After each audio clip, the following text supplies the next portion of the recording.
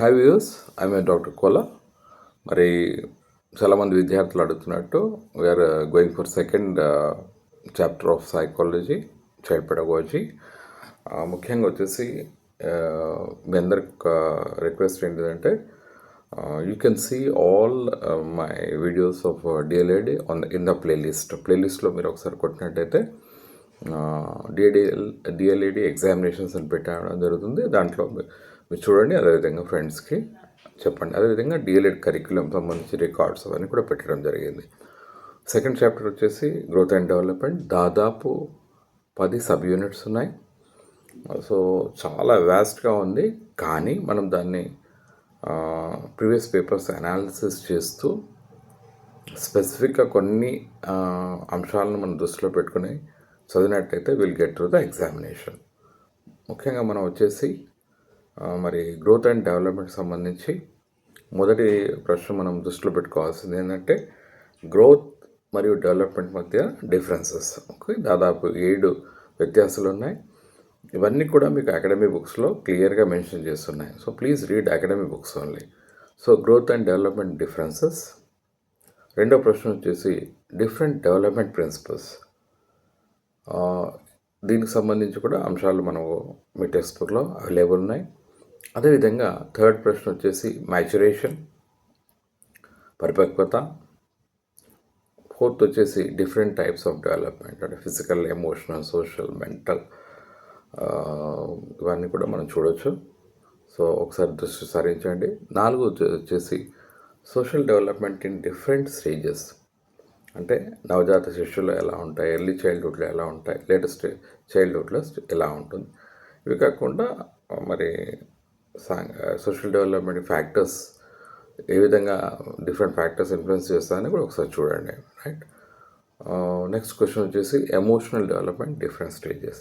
చూడండి, మనము social development as well as emotional development గురించి కూడా మనం చూస్తున్నాం. అదేవిధంగా దానికి సంబంధించిన ఫ్యాక్టర్స్ కూడా ఒకసారి చూసుకోండి. 7వ ప్రశ్న వచ్చేసి ఇది very important, Chomsky's theory. Chomsky language development theory అంటాం. చామ్స్కీ ప్రతి చైల్డ్ కూడా లాంగ్వేజ్ ఇన్నట్టి ఉంటుందని చెప్పడం జరిగింది. బ్రెయిన్ లాంగ్వేజ్ ఎక్విజిషన్ డివైస్ అని కూడా చెప్పడం జరిగింది. So Chomsky theory of language development is very important for the examination point of view. Then వచ్చేసి కోల్బర్గ్స్ మోరల్ డెవలప్మెంట్ థియరీ, ఇది కూడా చూడండి. సో నెక్స్ట్ వచ్చేసి సెల్ఫ్ అండర్స్టాండింగ్, సెల్ఫ్ నాలెడ్జ్, ఇవన్నీ ఉన్నాయి కదా. ఆ చాప్టర్లో వచ్చేసి సెల్ఫ్ నాలెడ్జ్ క్వశ్చన్ చూడండి. దాదాపు మనము 2.1 to 2.10లో 10 క్వశ్చన్స్ని సార్ట్అవుట్ చేయడం జరిగింది. కాబట్టి మనం examination point of view child పెడగాలజీకి సంబంధించి ఆన్సర్స్ రాసేటప్పుడు టు ద పాయింట్ స్పెసిఫిక్గా రాయాలి.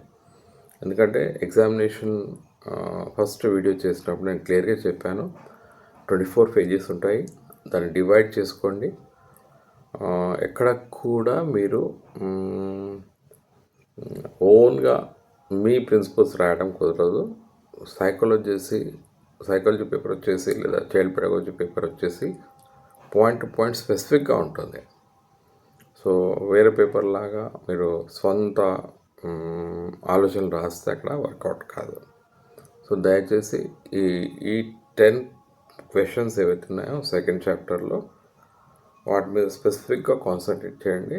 Definitely it will be useful for you. So మనం 2.1 to 2.10లో దాదాపు 10 క్వశ్చన్స్ని సార్ట్అవుట్ చేసాము. దీని మీద కాన్సన్ట్రేట్ చేయండి. Shortly I will post the third chapter as well as fourth chapter. Please pass on to your friends so that they also will be benefited. Signing off, Dr. Kola. Thank you for your support.